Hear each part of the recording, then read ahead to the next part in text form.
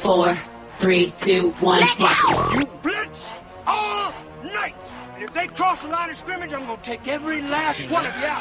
Hey, the blitz is coming, boys. What's going on, guys? This is William Spencer, and I'm bringing you a brand new fantasy football podcast called The Blitz, where we bring you the latest and greatest in information, tips and tricks, advice for fantasy football, for your lineups, for whatever you need for the rest of the season, every day for 5 minutes. That's right, just 5 minutes. We're going to hit you with the latest and greatest. So make sure that you're following The Blitz, another product from the Fantasy's Phinest. It will be under that umbrella, so we'll be on all of our social medias under that title. So make sure that you hit the subscribe button for that. The podcast will be going up and being available across all of our regular situations on Apple, on YouTube TV. Excuse me, not YouTube TV. I'm getting ahead of myself, but YouTube will be on the channel as well. So without further ado, because we only got 5 minutes to get this done, let's jump right into what we need to get you guys situated before you set your waiver claims and go to bed. I got you covered with some new information. So first up, Christian McCaffrey has been diagnosed with an Achilles tendonitis injury. That's something that could linger throughout the season. He wasn't able to play Monday night against the New York Jets, but Jordan Mason, who's rostered on 37% of leagues, according to ESPN's Fantasy League, he should be a waiver wire priority for you, just in case you either are a Christian McCaffrey owner or you're looking for another running back. He should be picked up regardless of your formats.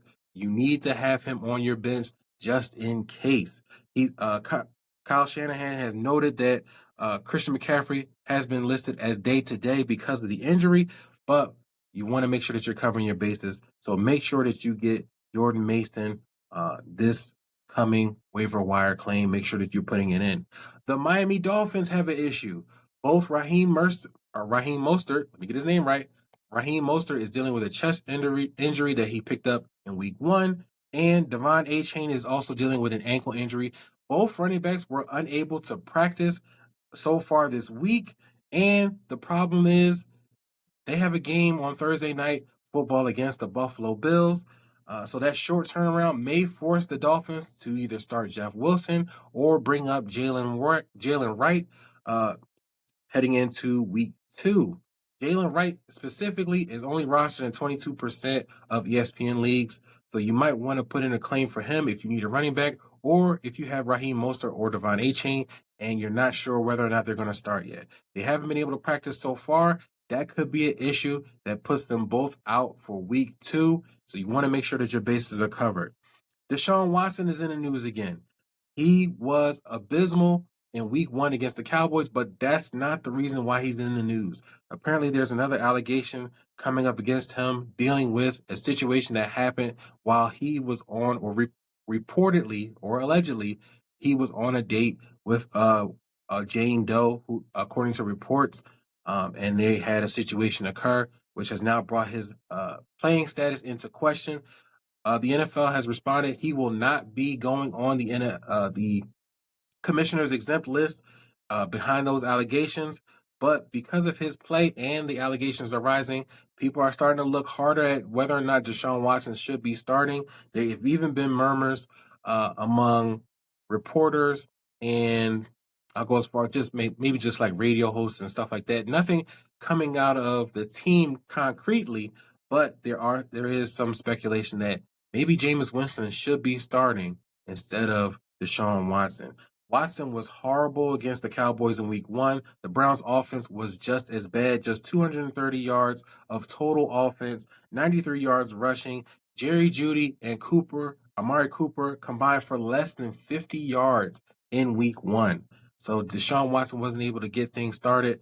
They could be looking to see if Jameis Winston can turn the ship around sooner rather than later. Just something to keep your eye on. And finally, Justin Fields could be starting in week 2. According to reports, Russell Wilson is feeling better. He's still dealing with a calf strain that held him out of week 1 against the Atlanta Falcons, but it looks like Justin Fields could be starting again in week 2. The Steelers want to make sure that Russell Wilson is okay before they throw him back out there. According to reports, they want Russell Wilson to be able to protect himself and still be productive before putting him out there in the starting lineup. Fields didn't do too bad. He only passed for 156 yards. He rushed for 57, but he didn't score any touchdowns, and he also didn't turn the ball over. So that's a plus. Maybe for Justin Fields, hopefully they can get some more offense out of him in week 2 against the Tennessee Titans, I believe they play. I'm going to fact check that. But that's it for the show. We are hit our mark, our 5-minute mark, and that's going to be it for the Blitz. But thank you for listening. Make sure that you check us out and hit that subscribe button.